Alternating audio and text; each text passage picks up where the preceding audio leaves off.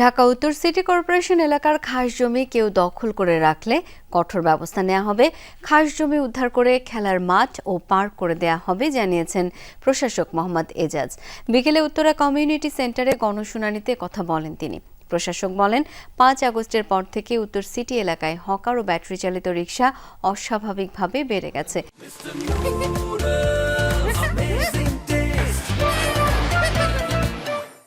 এসব অটোরিকশা ও হকারদের দৌরাত্ম্য কমাতে নগরবাসীকে এগিয়ে আসার আহ্বান জানান তিনি।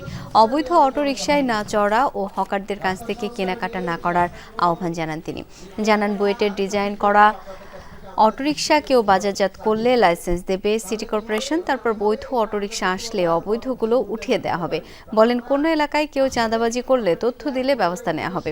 এছাড়া নগর সেবা বাড়াতে ট্যাক্স মেলা করা হবে, সেখানে শুধু হোল্ডিং ট্যাক্স নেওয়া হবে। প্রশাসক জানান, আবাসিক এলাকায় অনর্থক রাস্তা উঁচু করায় জলাবদ্ধতা বেড়েছে। এ বিষয়ে পদক্ষেপ নেবে সিটি কর্পোরেশন।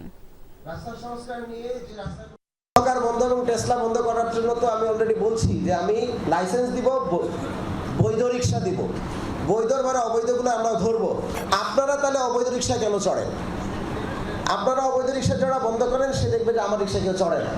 তো সুতরাং এটা দুই পক্ষ থেকে আসতে হবে। গাড়ি থেকে নাইমাই কেন রাস্তা থেকে আপনাকে বাজার করতে হবে? কিংবা হকারের কাছ থেকে আপনার জামাটা গাড়ি থেকে নাইমাই কেন কিনতে হবে আপনাকে? আপনি যেই রাস্তার মধ্যে দখল করে যে হকাররা হকারি করতেছে সেখান থেকে আপনারা কিনা বন্ধ করে দেন।